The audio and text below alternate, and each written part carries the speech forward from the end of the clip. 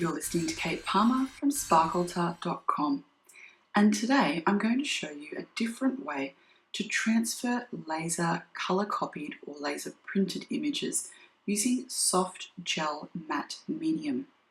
Now this gives absolutely beautiful results and is really reliable. Now using quite a wide paintbrush, I'm painting the soft gel matte onto my surface, which in this case is paper.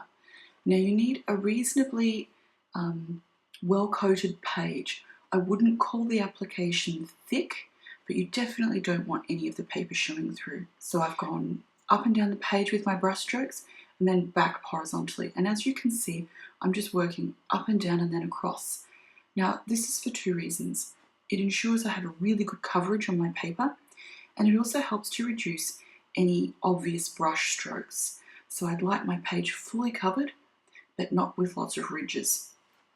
Now the next step, and you need to work reasonably quickly, is to apply a layer of the soft gel to the image that you would like to transfer.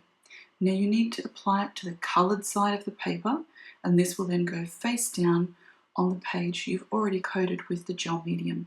So you're kind of making a sandwich with the gel medium in the middle between the image and the paper. Now again, on the image, I'm going up and down and then across. So top to bottom and then horizontal. And the better your coverage and application is, the better your result will be. Now once you've got your application of the soft gel as good as you can get it, carefully lay your coated image side down, onto your substrate. Mine in this case is paper that's coated with more of that beautiful soft matte gel.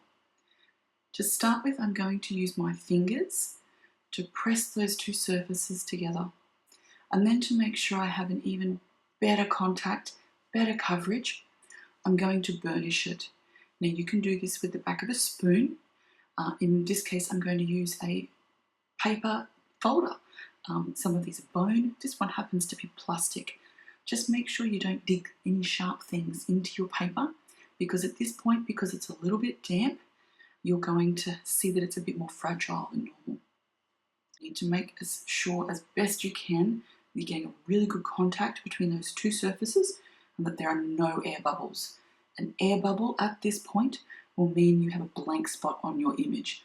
Now while that can make for a really cool effect, it's probably not quite what you're after. So just carefully smooth that image onto your paper, and just as well as you can make sure you've got perfect contact. Can't stress that enough, until it looks dead flat, and when you tilt it and hold it up to the light, you can't see any air bubbles. You don't want to have any lumps under the paper is what I'm trying to say there. Before you can go any further, you will need to leave that page until it is completely dry. It needs to be at least a few hours. I would recommend overnight. At the next step, if it is at all wet, then you may not get a perfect image. So err on the side of caution, leave it overnight until it is completely dry. Now, while it's drying, I'm just going to keep working on the other side of my journal page. Okay, my soft gel matte image is completely dry now and is ready for the next step. So grab the same paintbrush you used previously and just wet your image. Now this didn't turn out to be enough water on mine, so I've also spritzed it a little just with some water in a water bottle. Now what I'm going to do is use my finger and gently peel the paper off the back of the image. Now this just sort of rolls off in little balls. It does take a while, and depending on how hard you press and how large your image is, you may end up taking off a little bit of skin off your finger while you do it. Your finger will certainly at least know it's been working afterwards. It might be a little bit tender.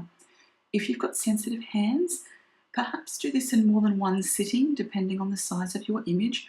Or what I often do is I swap fingers. So I'll start with my index finger, move to the middle, and so on and so forth.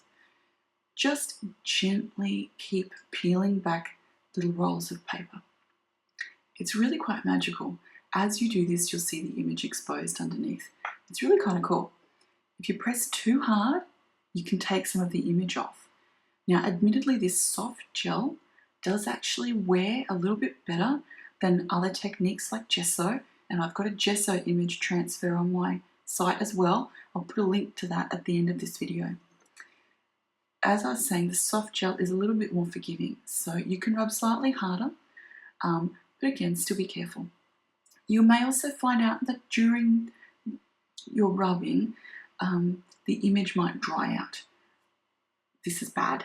Keep adding water. The water's not going to damage the paper if you're using good watercolor paper, and I've got scrap paper underneath, so it's not really wetting the rest of the journal. It definitely needs to be wet for this to work, otherwise you'll just be scrubbing at the dry paper and it's just not going to come away. Now at this point I've got good news and I've got bad news.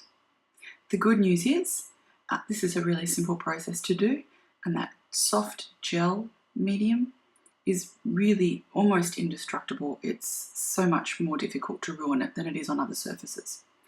The bad news, as you can see, is my image is still covered in paper fibres. But the only way that you will know how many paper fibres are still there is to let it dry out so that you can see them. Kind of a catch-22. Now, as you can see, the image is really not clear. So you will need to re-wet this and keep rubbing until those paper fibres are removed. Now, at each step, it's going to look like you're pretty much there. It's going to look wonderful. And then as you let the image dry, you'll notice there's still some more paper fibres. To get this image here, I ended up having to wet my project and rub the paper fibres off on 5 separate times. So I needed to let it dry 4 times and keep just rubbing away at those paper fibres until they're gone.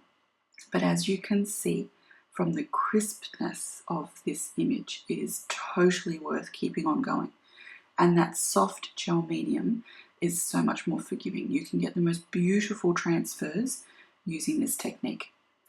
Now, I had a tiny little air bubble near the eye, and that's why it's so important to make sure you've burnished it as well as you can, but it may not be perfect.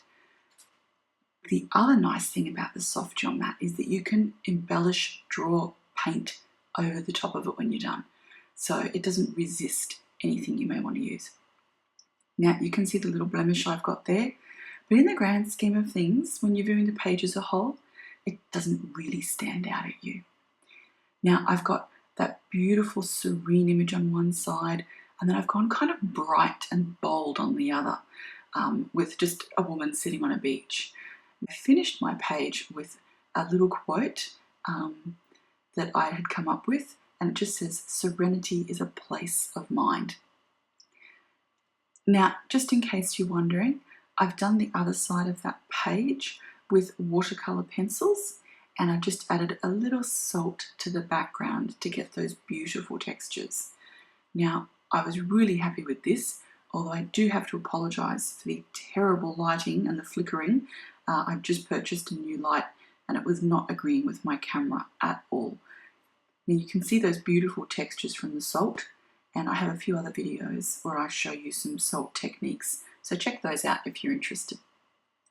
So I hope you've enjoyed this. I absolutely loved it. The figure was drawn as part of a class with Jane Davenport, and she can be found at the Institute of Cute online. She's an amazing figure drawing teacher. She's wonderful. You'll love her, believe me. So I hope you've enjoyed my page. I had a ball drawing this, and I'll be back soon with some more interesting ideas. Bye!